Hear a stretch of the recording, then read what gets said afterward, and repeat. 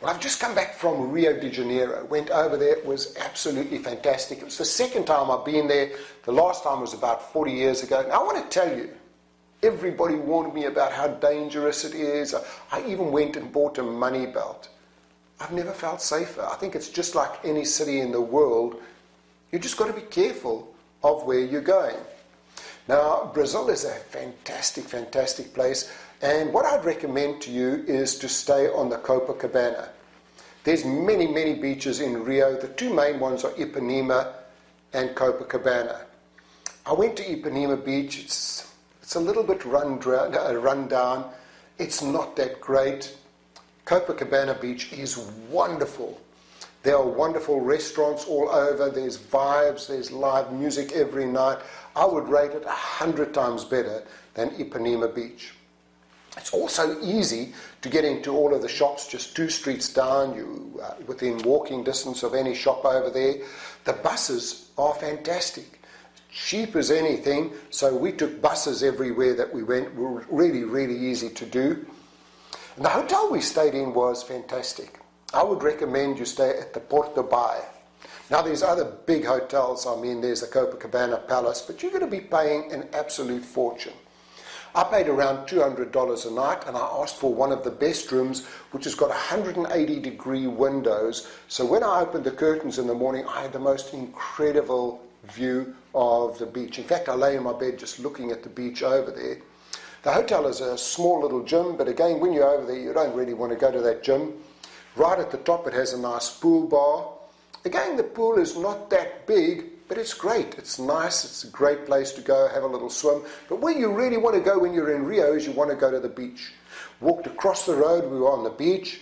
The hotel also provides free beach chairs and umbrellas, which with a lot of places, you'll be paying about $20 a day. So that was all included over there.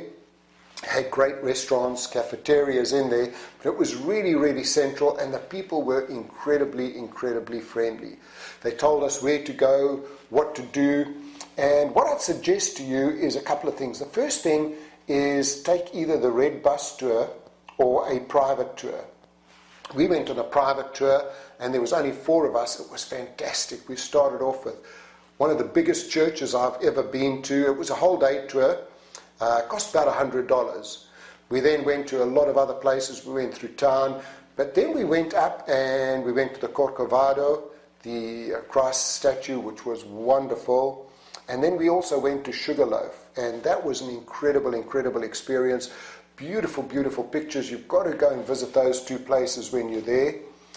We also went to a samba show, which was a little bit disappointing.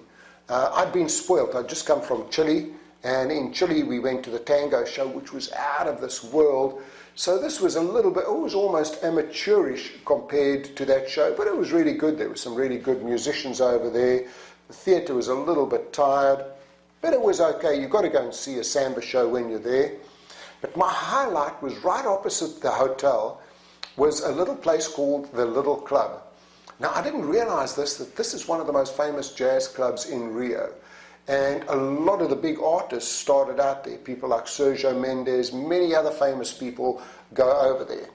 It only holds 25 people, very, very intimate. Wherever you sit, you're right on top of the stage. Well, we went over there, and there was 2 people. There was a guitarist and a lady singer that absolutely blew my mind. Possibly the best guitarist I've ever seen. And I've seen and I've worked with some of the best guitarists in the world. This guy just blew me away. The woman singer was absolutely fantastic, and they also had a flautist that went up there. So that's one of the other places you've got to go to is the Little Club when you go to Rio.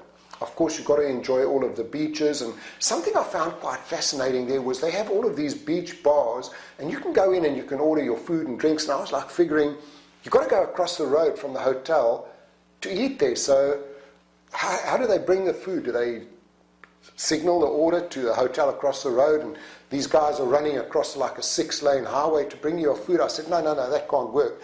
So I went to one of the people and I said, how does it all work? And he said, come with me. And we went down, and every restaurant, there's stairs down, and they actually have the kitchen underground. So as you come in, you put in your order, it's signaled downstairs to the chef over there. Chef makes a great meal, full kitchen. They then have an elevator that brings up the food, given to the waiter and taken to you. It's fascinating. Actually go in, when you go to one of the restaurants, ask them if you can actually go down and see the kitchen.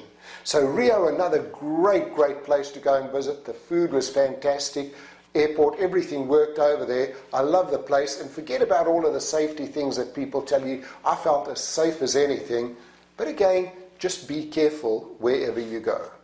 Hey, this is Frank, and I hope you enjoyed today's podcast. There's lots and lots more to come. I've visited so many countries, so many cities, and I've got so much more to come.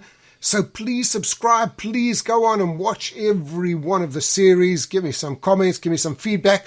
Also, take a look at my websites, frankfurness.com and productivitycenter.com.